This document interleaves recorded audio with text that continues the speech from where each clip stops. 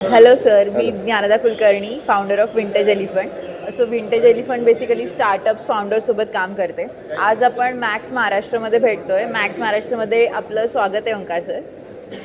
Sir basically आज आपण निवेश महाकुंभच्या कार्यक्रमात भेटलो आहे आणि साधारणपणे सध्या जे तुमचे इन्व्हेस्टर्स आहेत, जे रेग्युलरली तुमच्याकडे SIPसाठी आहेत किंवा रेग्युलरली जे इन्व्हेस्टमेंट करतात, तर आता सध्या मार्केटने गेल्या 1.5 वर्षामध्ये जो एक काइंड ऑफ फ्लॅट म्हणा किंवा कधी कधी निगेटिव्ह रिटर्न्स दिलेत, तर अशा पोझिशनमध्ये SIP इन्व्हेस्टर्स जे तुमच्याकडे आहेत किंवा जे इथून पुढे तुमच्याकडे इन्व्हेस्टमेंट करू इच्छितात, तर त्यांना तुम्ही काय सांगाल? येस, मार्केटमध्ये इन्व्हेस्टमेंट करताना व्हॉलॅटिलिटी ही कन्फर्म असते. सो जर तुमचं उद्दिष्ट लॉंग टर्मचं असेल तर शॉर्ट टर्मच्या नॉईजकडे तुम्ही दुर्लक्ष करा, हेच त्यांना सल्ला राहील. आणि ज्याप्रमाणे कंडिशन बदलते मार्केटची, त्याप्रमाणे वेगवेगळे फंड्स असतात मार्केटमध्ये इन्व्हेस्टमेंट करायला. आणि तुमचा जसा ओरायझन आहे, तुमचा जसा टार्गेट आहे, त्याप्रमाणे तुम्ही इन्व्हेस्ट करा. शॉर्ट टर्मच्या गोष्टीकडे दुर्लक्ष करा. आम्ही हा सल्ला प्रत्येक कस्टमरला देत असतो. सर आता असे काही इन्व्हेस्टर्स असतात की जे एक मिडल एज म्हणतो की ज्यांना फॅमिली आहे, ज्यांना लायबिलिटीज आहेत.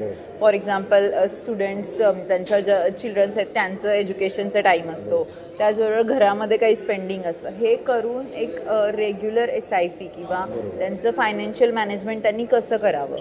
हे लक्षात घ्या, जसं माझं इन्कम आहे त्या इन्कममध्ये पहिल्यांदा एक्सपेन्सेस करून मग मी सेव्हिंग करतो. हे लोकांचं एक जनरल प्रॅक्टिस असते. ही प्रॅक्टिस कधीही चुकीची असते. त्यासाठी त्यांनी काय करायला हवं, आधी इन्कम आल्यानंतर पहिले सेव्हिंग करायला हवी. सेव्हिंग नंतर उरलेल्या गोष्टीमध्ये एक्सपेन्सेस करायला हवे.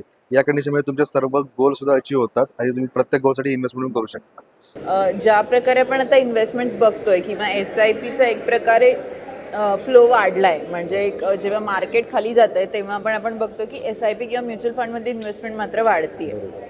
आणि त्याच दरम्यान एक डेट फंड्समध्ये जी सूट मिळायची आधी, ती आता म्हणजे बेसिकली बंद झाली. जी इंडेक्सेशन मिळायचं, LTCG जे शॉर्टमध्ये लागायचं, आता सगळं STCG वाईज कॅल्क्युलेट होतं आहे. तुम्हाला असं वाटतंय का की एक आपण असं म्हणतोय की जे डेट फंड्स आहेत त्याच्याकडे अट्रॅक्शन कमी झालंय इन्व्हेस्टर्सचं, किंवा असं काही नाही आहे. इक्विटीमध्ये लोकांमध्ये आत्ता अवेअरनेस खूप वाढला आहे, पण डेटमध्ये लोक अजूनही इन्व्हेस्टमेंट करतायत. तुम्ही आजही जर आकडेवारी चेक कराल ना, बँकांमध्ये FDचं प्रमाण अजूनही भरपूर सारं आहे. आता कुठे थोडासा अवेअरनेस वाढला आहे, लोक इक्विटीमध्ये इन्व्हेस्ट करतायत, SIPकडे लक्ष देत आहेत. सो मी तर तुम्हाला हे सांगेन की इक्विटी आत्ता सुरुवात आहे इक्विटीची, पण डेटची कधीही अशी क्रेज कमी झालेली नाही आहे, उलट ती कमी व्हायला हवी. आणि आता साधारणपणे ज्यावेळेस इन्व्हेस्टमेंट्स होत आहेत राईट, तर अशा प्रकारे ज्यावेळेस आपण एक इन्व्हेस्टमेंटला सुरुवात करतो, तर रिटायरमेंट प्लॅनिंग थ्रू SIP कसं केलं पाहिजे असं तुम्हाला? येस, हे लक्षात घ्या. प्रत्येक व्यक्ती आज जो जीवनामध्ये जीवन जगतो त्याला रिटायर आज न उद्या व्हायचं. माणूस प्रत्येक गोष्टीसाठी प्लॅनिंग करतो, पण रिटायरमेंटचं प्लॅनिंग कधीच करत नाही.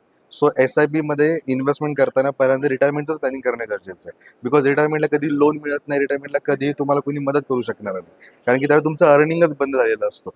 सो जसं तुम्ही अर्निंग करायला सुरुवात कराल, तुमच्या इन्कमच्या काही पर्सेंटची अमाऊंट तुम्ही SIP मध्ये इन्व्हेस्ट करा आणि त्याचा गोल तुमचा डिरेक्टली रिटायरमेंटचा ठेवा.